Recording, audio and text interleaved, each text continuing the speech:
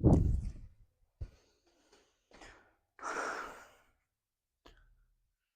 बच्चों, the vision academy के YouTube platform पर आपका हार्दिक स्वागत एवं अभिनंदन है। देखिए, जैसे कि आज हम लोग ये सीरीज स्टार्ट कर रहे हैं जिसमें कि रेलवे पीवाईक्यू सीरीज जो भी पिछले परीक्षाओं में जो भी चीज़ें पूछी गई हैं 2019 में 2021 में जो भी मैथ से संबंधित जो भी रिलेटेड उसमें क्वेश्चन आए हुए हैं टीसीएस बेस्ड जो पूछे गए हैं उनमें हम लोग देखेंगे किस तरीके से प्रश्न आते हैं। निश्चित रूप से ऐसे ही प्रश्न इस परीक्षा में भी आने वाले हैं। जैसे कि कल से स्टार्ट हो रहा है तो एएलपी का एग्जाम स्टार्ट हो रहा है जिसमें हम लोग कल से हर दिन कवर करेंगे कि एलपी के एग्जाम में क्या क्या आ रहा है, क्या क्या पूछा जा रहा है। तो लगातार हम लोग अब लगातार अपडेट लेकर आएंगे और आपकी क्लास लगातार रेगुलर चलती रहेगी, जिसमें हम देखेंगे कि इस तरीके से क्वेश्चन में क्या पूछा जाता है, किस तरीके से होता है क्या इसमें।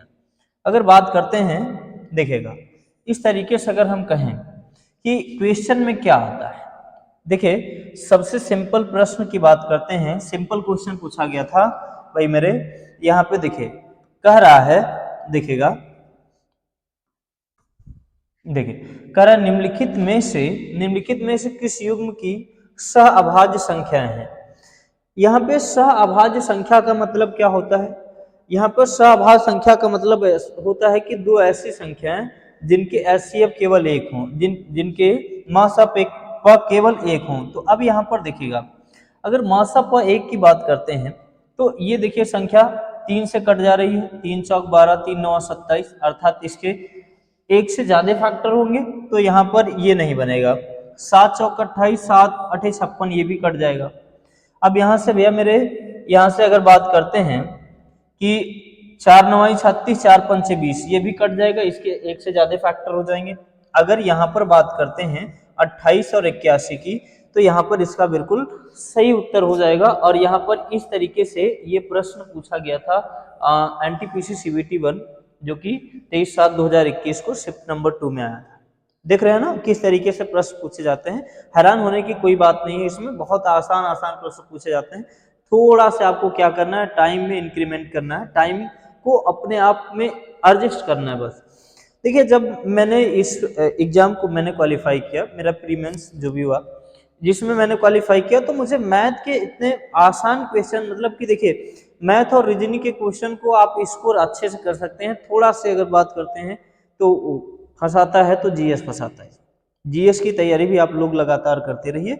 और इसमें मैथ को इस तरीके से यहाँ पर देखिए कि मैथ को लगातार अगर देखते चले जाएंगे तो आपको यहाँ से प्रैक्टिस हो जाएगी और अनुभव हो जाएगा कि किस तरीके से मैथ्स के क्वेश्चन पूछे जाते हैं। ठीक है, चलिए अगला क्वेश्चन देखते हैं भाई। अगला प्रश्न क्या कह रहा है, देखिए अब यहां से अगर हम बात करते हैं अगले क्वेश्चन की, तो चलिए तो हम लोग यहाँ पे दूसरा क्वेश्चन देखते हैं। दूसरा क्वेश्चन क्या कर रहा है, बड़ा ही प्यारा प्रश्न है। कह रहा है कि यदि संख्या इतना है जो कि 11 से विभाज्य है तो यक्स का मान ज्ञात कीजिए, यक्स की वैल्यू क्या हो। तो देखिए भैया, यहाँ पर हमारे पास क्या होता है कि हम इस तरीके से हम कुछ नंबर लिखते हैं, ठीक है ना। जो नंबर है हमारे पास, यहाँ पर हम अल्टरनेट यूनिट लेंगे, इनको हम जोड़ करके अगर यहाँ से बात करते हैं, जैसे ये ए होता, ये बी होता, ये सी होता, ये डी होता, तो मैं ऐसे करता ए प्लस सी, ए प्लस सी, ए प्लस सी, और माइनस कर देते क्या, बी प्लस डी, माइनस कर देते बी प्लस डी बराबर क्या, या तो 0 लेंगे या तो 11 ले सकते हैं। दोनों का अगर यहाँ पे हम डिफरेंस निकालें तो या तो 11 के बराबर होना चाहिए या तो 0 के बराबर होना चाहिए। आइए यहाँ पर जरा देखें तो यहाँ पर कितना हो जाएगा, 9 2 11 हो जाएगा, 11 8 कितना हो जाएगा, 19, 19 6 कितना हो जाएगा, 25, यहाँ हो गया 25। फिर माइनस करेंगे तो आपके पास 3 और 4 कितना आएगा, 7, 7 प्लस एक्स बराबर 0 रख सकते हैं, या फिर कितना लिख सकते हैं भैया, 11 लिख सकते हैं। तो यहाँ से क्या हो जाएगा, ब्रैकेट यहाँ से खोलेंगे तो क्या हो जाएगा बोलिए, 25 में से 7 घटाएंगे कितना हो जाएगा, 18 बचेगा। 18 माइनस एक्स बराबर कितना हो जाएगा, 11। 11 को इधर ले आएंगे तो 18 में से 11 घटेगा तो मेरे भाई राइट आंसर कितना हो जाएगा, 7 आ जाएगा। ठीक है ना। इस तरीके के नंबरों को, इस तरीके के प्रश्नों को करने का सबसे आसान तरीका है कि आप इस तरीके से कर सकते हैं। ठीक है ना। चलिए अब यहाँ से देखिए हम लोग अगला क्वेश्चन देखेंगे। अगला प्रश्न क्या कर रहा है, देखिए यहाँ पर इस तरीके से डिविजिबिलिटी वाले प्रश्न एक दो प्रश्न जरूर पूछे जाएंगे, ठीक है ना, जैसा कि हर वर्ष पूछा जा रहा है, ठीक है।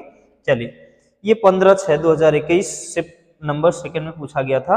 अब देखिए कह रहा है के को इस प्रकार ज्ञात कीजिए कि 7 अंकों की संख्या जो कि इतना दिया गया है 12 से विभाज्य हो। अभी देखिए भाई, अब इस तरीके के प्रश्न को बनाने का एक ही तरीका होता है कि 12 को हम फैक्टराइज करेंगे। 12 को हम दो भागों में बांट सकते हैं मेरे भाई, 4 और 3 में। 4 और 3 में क्या कर सकते हैं, डिवाइड कर सकते हैं, ठीक है ना। बात समझ में आई। चलिए, तो कहने का मतलब यह है कि पहले तो ये संख्या 4 से डिवाइड होनी चाहिए और दूसरा नंबर किससे डिवाइड होना चाहिए, 3 से डिवाइड होना चाहिए, ठीक है। तो 4 से डिविजिबिलिटी रूल क्या होता है कि लास्ट के 4 डिजिट जो होंगे वो 4 से क्या होना चाहिए, कटना चाहिए, 4 से डिवाइड होना चाहिए। अब चलिए, जैसे अगर हम यहां से बात करते हैं तो 4 8 32, ये तो 4 से कट रहा। अब यहां पर ऐसे कौन से अंक आएंगे, ऐसे कौन से अंक आएंगे जो कि यहाँ पर 4 से डिवाइड हो सके। अगर देखो यहाँ पर हम बात करते हैं, अगर 6 रखेंगे तो देखिए, अगर यहाँ से हो गया भैया 32 6 6 ऐसे रख देंगे, ठीक है ना, के स्थान पे 6 रखेंगे तो क्या 4 से कट जाएगा, 4 8 32, 4 1 4, 4 6 24, नहीं कटने वाला, तो ये वाला आंसर तो होगा नहीं, ठीक है ना। अगर यहाँ से 4 रखेंगे तो क्या कट जाएगा, बिल्कुल कट सकता है, 4 8 32, 4 1 4, 4 1 4 कट जाएगा, यहाँ से डिवाइड हो जाएगा। लेकिन अभी ये 3 से भी डिवाइड होना चाहिए, क्या 3 से भी डिवाइड हो रहा है क्या, 3 से डिविजिबिलिटी रूल क्या होता है मेरे भाई, अगर यहाँ पर भी हम 4 और 4 रख दें तो 3 से डिविजिबिलिटी रूल क्या होता है कि सभी नंबर के अगर बात करते हैं तो टोटल 3 से डिवाइड होना चाहिए। तो 5 1 6 3 से कट जाएगा, 3 2 5 4 9, ये 3 से डिवाइड हो जाएगा, लेकिन 4 रह जाएगा, नहीं कटेगा, इसका मतलब ये भी आंसर नहीं होगा। चलिए, तो यहां से हम लोग अगला चेक कर लेते हैं, इस तरीके से ही आपको करना पड़ेगा, ठीक है ना भाई। इस तरीके से अगर यहाँ पर 8 की बात करते हैं तो चलिए, 8 तो यहाँ से रखेंगे तो 4 से डिवाइड हो जाएगा। अगर बात करते हैं तो 5 1 6 कितना हो जाएगा, 5 1 6 3 से डिवाइड हो जाएगा, 3 2 5 5 और 8 13 13 13 8 कितना हो जाएगा भैया, 13 8 कितना हो जाएगा, 13 8 21 हो जाएगा ना, 3 से कट जाएगा बिल्कुल, और 8 ही इसका राइट आंसर हो जाएगा मेरे भाई। इस तरीके से प्रश्न पूछे जाते हैं और इनको आराम से किया जा सकता है, कोई इसमें बहुत ज्यादा परेशान होने की आवश्यकता नहीं होती इन प्रश्नों में, ठीक है ना। हाँ, अगर यहाँ से बात करते हैं तो टीसीएस के थोड़े से प्रश्न उलझाऊ प्रश्न रहते हैं, थोड़ा से घुमा के प्रश्न देता है, लेकिन इन प्रश्नों को आराम से आप लोग देखते हैं। इस तरीके के प्रश्नों को बनाने का एक तरीका होता है, कह रहा है 21 प्रेक्षणों का माध्य कितना है भैया, 42 है, ठीक है ना। 21 में से पहले 11 प्रेक्षणों का माध्य कितना है मेरे भाई, 50 है, और अगले 11 प्रेक्षणों का माध्य कितना है, यहाँ पर 35 है, ठीक है ना। अब यहाँ पर टोटल अगर बात करते हैं तो टोटल संख्याएं हमारे पास कितनी हो चुकी है, 22 संख्याएं हो चुकी है, 11 ये 11 ये। अब 21 प्रेक्षणों का माध्य, इसके करने के दो तरीके हैं, एक तो एलिगेशन मेथड से भी कर सकते हैं, एक तरीका और है, जैसे 21 संख्याओं का जब माध्य 42 दिया है तो गुणा करेंगे तो 21 गुना कितना हो जाएगा, 42, 42 का 2 हासिल लगा 4, 21 चौक 84, 84 4 कितना हो जाएगा मेरे भैया, 88, ठीक है ना। यहाँ पर आ जाएगा 882 आ जाएगा, 882 आ जाएगा। फिर 11 संख्याओं का माध्य कितना है, 50 है, तो 550 आ जाएगा इसका।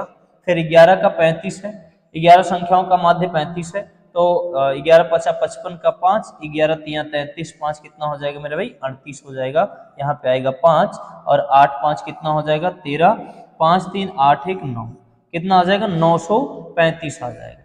935 में से यहाँ पे घटा दीजिए, 5 में से 2 घटाएंगे तो कितना आएगा, 3, ठीक है ना, और यहाँ पर 8 5 13 आता है, तो ये वाला बिल्कुल राइट आंसर हो जाएगा 53, ठीक है ना। इस तरीके के प्रश्न को आराम से कर सकते हैं, कोई दिक्कत नहीं होती है, ठीक है ना। इस प्रकार के प्रश्नों को बनाने का सबसे आसान तरीका यही है, ठीक है ना।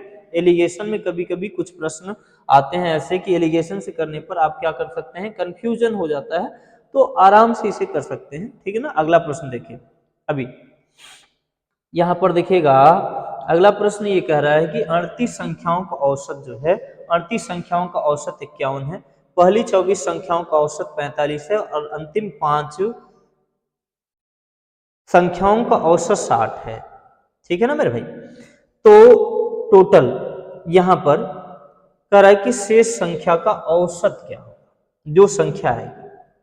अब देखिए, अगर बात करते हैं हम, हमारे पास 38 नंबर हैं टोटल, ठीक है ना। 38 संख्याओं का टोटल माध्य कितना है भाई, 51 है। कह रहा है कि पहली 24 संख्याओं का औसत 45 है और अंतिम 5 संख्याओं का औसत कितना है, 60 है। ठीक है, चलिए, तो यहां से अगर बात करते हैं हम लोग, तो मल्टीपल करके निकाल सकते हैं। बोलो इसका आंसर आप लोग बताइए क्या होगा। देखिए, ठीक है ना, कमेंट करके बताइए कि आंसर क्या होगा। 51 में फिर हम किसका गुणा करेंगे, 38 का गुणा करेंगे, ठीक है ना। 51 में 38 का गुणा कर लेंगे।